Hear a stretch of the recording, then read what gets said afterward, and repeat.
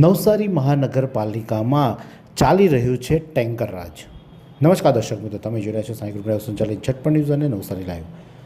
નવસારીનો ગેલકડી વિસ્તાર એટલે કે ખૂબ પછાત વિસ્તાર લોકો સમજે છે, પરંતુ ગેલકડી વિસ્તારમાં હાલમાં લોકોની હાલત કફોડી થઈ છે. છેલ્લા 4 મહિનાથી ગેલકડીના ગણેશનગર અને દત્તનગર જેવા વિસ્તારોમાં પાણીની સમસ્યા સર્જાઈ છે. પાણી નથી આવતું અને જેની વારંવાર રજૂઆત કરવામાં આવે છે, પરંતુ આ પાણીદાર અધિકારીઓ પાણી આપવામાં પોણા ઉતર્યા હોય તેવું લાગી રહ્યું છે.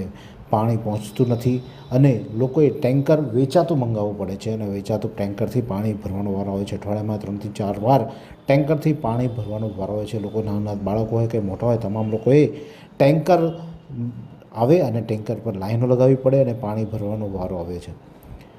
નવસારીના સાંસદ અને કેન્દ્રીય જળશક્તિ મંત્રીનો મત વિસ્તાર નવસારીમાં અને નવસારી મહાનગરપાલિકાનો ગેલકડી વિસ્તાર, જ્યાં પાણીદાર નેતાઓ છે, એટલે કે પાણી જે સમગ્ર દેશને પૂરું પાડવાનું જેના માથે જવાબદારી છે એવા CR પાટીલનો હદ વિસ્તાર, અને ત્યાં જ આ રીતે ટેન્કરો ફરે, ટેન્કરોથી પાણી ભરવું પડે અને ટેન્કરો પછી નગરપાલિકા તેમને નથી આપતી, પોતે પૈસા ખર્ચીને ટેન્કરો મંગાવવી પડે છે.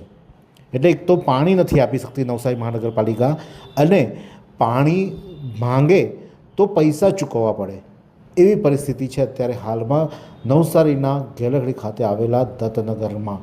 ગણેશનગર અને દત્તનગર વિસ્તાર જે છે ત્યાં છેલ્લા 4 મહિનાથી પાણી નથી આવતું. લોકો મોરચો લઈને નવસારી મહાનગરપાલિકા ખાતે આવ્યા હતા અને ત્યારે નવસારી મહાનગરપાલિકાના ડેપ્યુટી કમિશનર દ્વારા હૈયા ધરપત આપવામાં હતી. 1 મહિનાની અંદર તમારે ત્યાં પાણી આવી જશે, પાણી ચાલુ થશે. પણ એ કોણી પર ગોળ સાબિત થયું છે અને આ કોણી પર લાગેલા ઘોરને કારણે જનતા પરેશાન થઈ રહી છે. અત્યારે ચૂંટણીનો માહોલ છે અને ચૂંટણીના માહોલમાં પણ અહીંના રહીશો એટલા દિલદાર છે કે કોઈ ચૂંટણીના બહિષ્કારના બોર્ડો નથી માર્યા. માત્ર પાણી ભરવા માટે ટેન્કર આવે છે, તેમાં જાતે પૈસા ખર્ચીને ટેન્કર મંગાવીને પાણી ભરે છે, પણ તેમાં પણ ખુશ છે.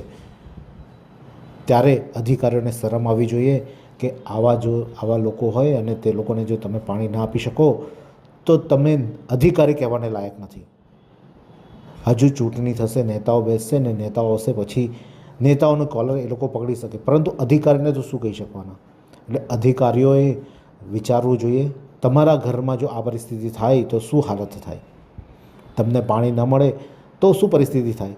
તો વિચારો કે આ ગરીબ પરિવારો છે, ગરીબ પરિવારોને પાણી નથી મળતું અને ટેન્કરોમાં નાના બાળકોથી લઈને મોટા તમામ લોકોએ લાઈનો લગાવવી પડે પાણી ભરવા માટે, અને એ પાણી પછી પોતાના જીવન જરૂરિયાત માટે વાપરે.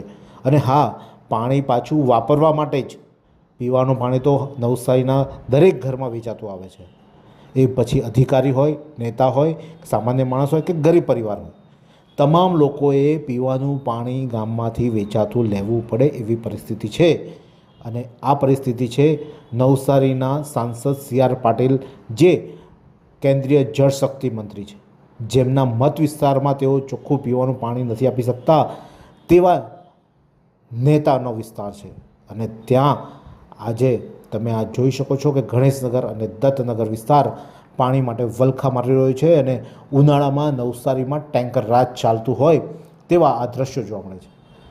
હવે આગળ તો મારે કંઈ નથી કહેવું, પણ તમે કોમેન્ટ કરજો આ અધિકારીઓ માટે કે તેઓ વહેલામાં વહેલી તકે આ લોકોને પાણી પૂરું પાડે અને લોકો શાંતિથી જીવન જીવી શકે તેટલી સુવિધા આપી શકે, નગરની જે વ્યાખ્યા છે તે પૂરી કરી શકે તેવી અધિકારીઓ થોડીક સમજ આપે અને આ લોકોને પાણી પહોંચાડે. એટલે કે નળ, ગટર અને રસ્તા, ન ઘર, તે પ્રાથમિક સુવિધા જ્યારે આ લોકોને પૂરી પડી રહે તે ખૂબ છે. એટલા માટે આ જ પ્રકારના અનવા સમાચાર માટે જોતા રહો સાંઈ ગ્રુપ સંચાલિત ઝટપટ ન્યૂઝ અને નવસારી લાઈવ.